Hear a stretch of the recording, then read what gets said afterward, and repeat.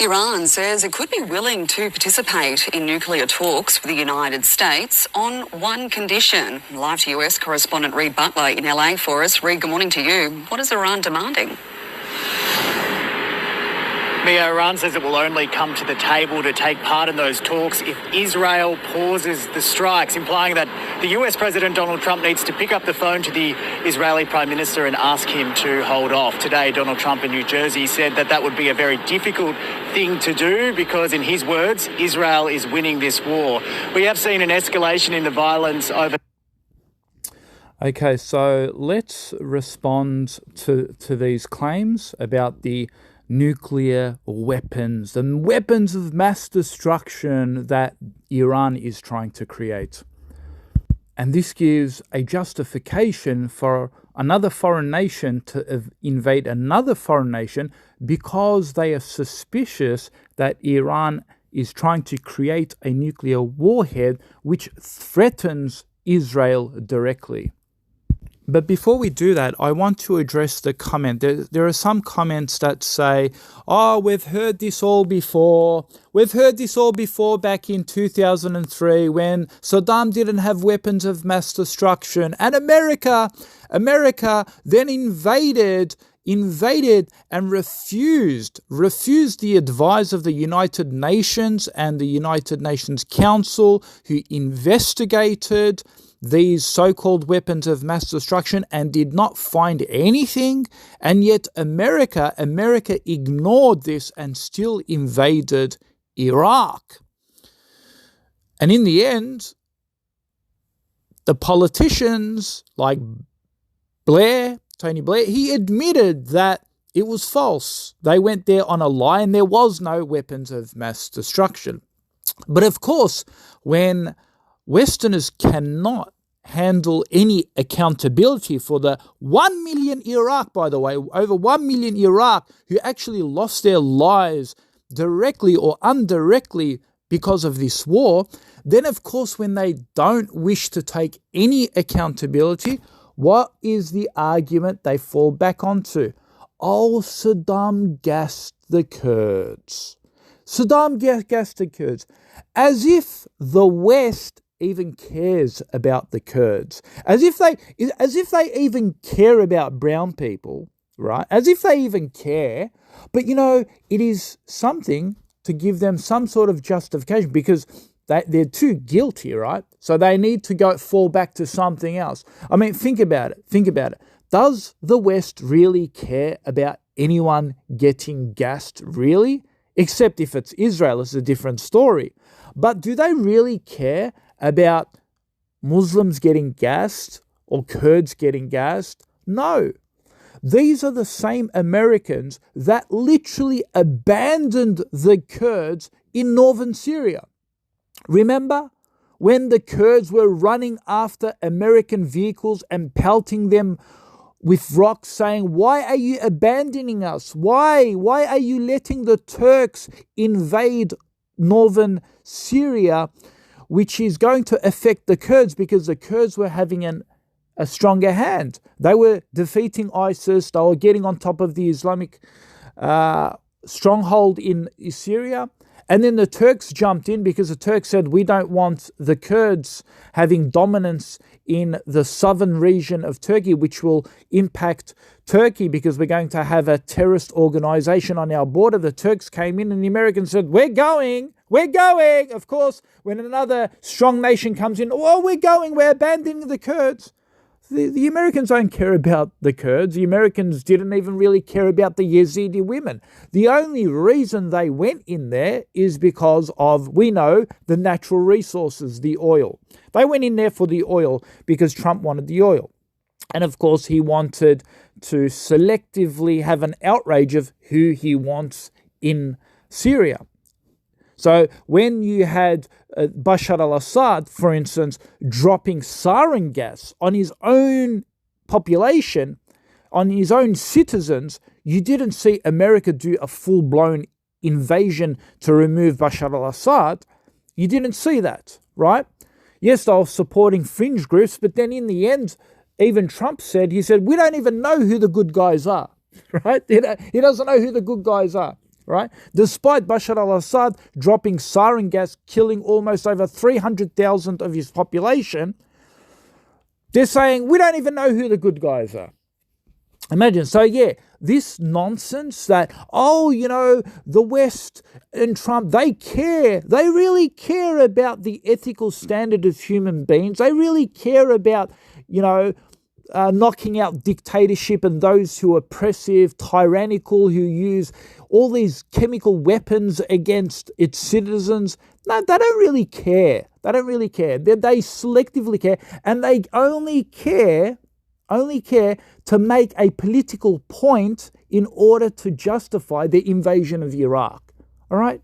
So they know they're wrong. They know that Saddam Hussein, although he may have used brutal measure, he still kept the people together. But they wanted to do a regime change, just as they're doing a regime change in Iran, because it did not favor their colonial interests, because Saddam Hussein was a Sunni-led leader in Iraq.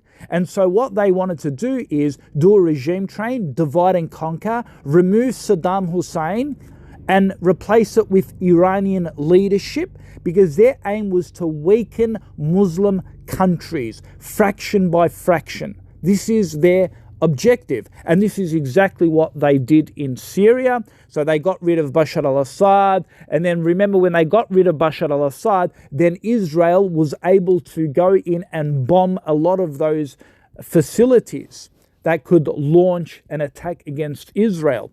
So it's always been about divide and conquer. It's always been about fracturing a nation. And that's exactly what they're doing in Iran. They're trying to fracture Iran. They're trying to do a regime change in order to remove any sort of threat, any sort of future threat against Israel, because America has interest in Israel. They have a colonialist project.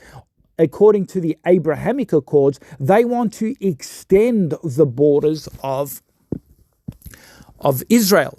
And this is why they've exterminated and ethnically cleansed people in Gaza. They've done that in order to push the border, take care of the natural resources in the Mediterranean, which there's some really nice gas fields on the coast of Gaza. And so this is their way to turn Gaza into a parking lot, maybe into an oil refinery, a gas refinery, something that Israel actually lacked when it comes to natural resources. Talk about being God's chosen people. What is interesting is that even Israel themselves have used nerve agents against the people of Gaza. We saw white phosphorus gas that can be used in warfare, but not on a civilian population. And we saw Israel actually use these nerve agents of phosphorus gas. And you see that happen. People died, people lying in the street, they were just gassed out. It was crazy. And did America jump in and say, no, you can't do that? No, because America itself did the same thing in Fallujah. America itself used white phosphorus there as well. So they're just as guilty. So these people don't care about using chemical weapons. They only have selective outrage when it's against people of their interest in order to make a political stunt.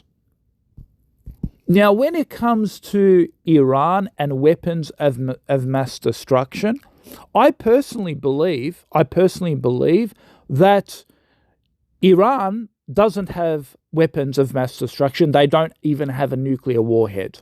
And I actually believe in Western intelligence in this circumstance that, yes, they don't have one, but they are intending to producing one. I think that's clearly evident. I mean, no one, I think, who is honest can deny this. This is clear. I mean, why wouldn't they? Why wouldn't they? Pakistan has them. Russia has them. I mean, you're an enemy against Russia. You're an enemy against Pakistan. They have them. Why can't Iran have them and develop them? Just as Israel can defend itself, why can't Iran defend itself? So I believe that Iran is actually looking at developing one? Yes. But do they have one already? No, the answer is no. There are some people who are speculating, Iran doesn't want to expose and declare what it has, but in secret it has them, and it has actually attempted to say it's going to unleash its secrets. I think this is more of a scare tactic from Iran. I don't think they have one, actually, because think about it for a moment. There were 40,000 Jews. Imagine, people don't actually know this. People don't know this, but outside of Israel, the highest population of Jews living abroad actually are in Iran. Some estimates suggested there were 40,000, but due to the Islamic Revolution regime, that this increased. It came down to about something like 8,000. And Mossad is completely rampant in that country. They hire Indian migrants to go and work for them in Iran. So there's a lot of intel spies going on in Iran. And if Iran did have a nuclear warhead, this would have completely been exposed by now. It would have been in the open, right? And here's the thing, if they did have it, then Israel wouldn't have been able to send airstrikes and try to invade it. So that argument there is completely debunked and refuted, because all Iran had to do is say, if you try and send us an airstrike in the first day, we are going to show you the bomb that we have. We're going to show it to you, right?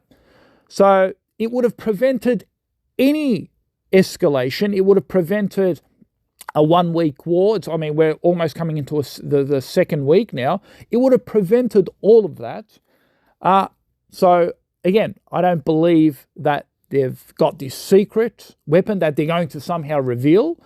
And these guys, they can't even keep the secret privacy of their chief commandos a secret. Within the first 3 days of the war, some of their high chief commandos got killed and executed. And Iran was wondering, how could this information, how did this information even get leaked? How did this even happen? So these guys can't even keep their chief commandos, their privacies, where their locations are secret. And 3 or 4 of their generals, maybe 6 of them actually, got killed in the first 3 days. So I don't buy into the argument that these guys can even keep a secret. They can't even keep a secret of concealing their top generals a secret, their location secret, let alone keeping the secret of a nuclear warhead.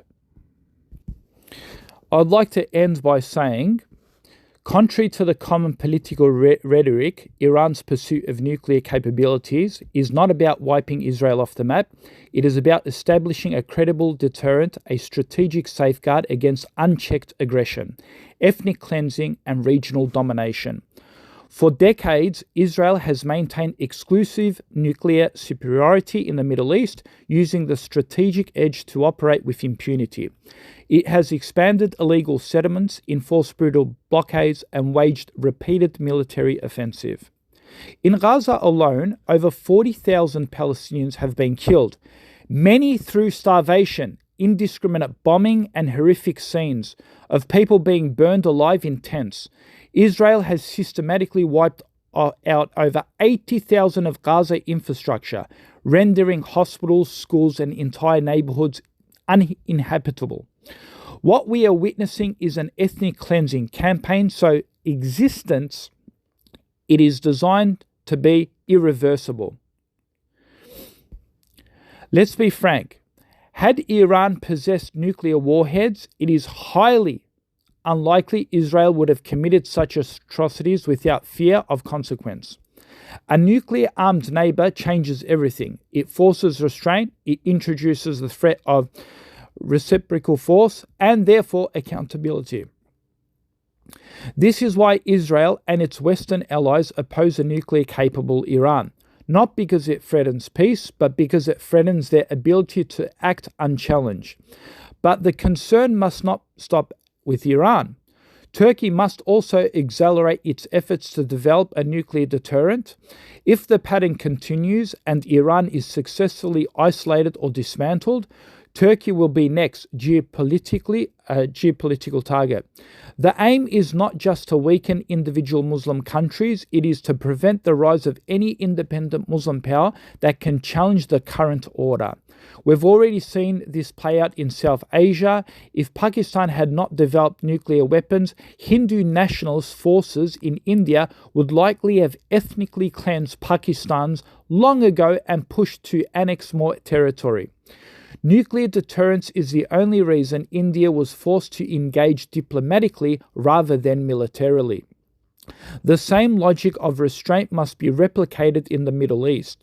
This becomes even more alarming when considering global nuclear imbalance. The West possesses thousands of nuclear warheads, yet among over 50 Muslim majority nations, only one, Pakistan, holds such a deterrent. That imbalance is not just strategic, it is existential.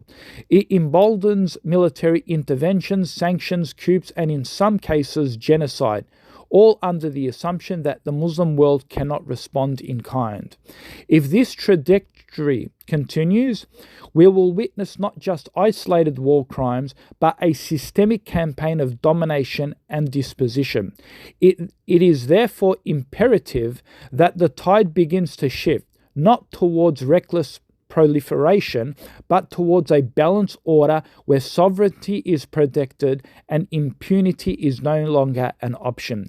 Deterrence is not about launching wars, it's about preventing them.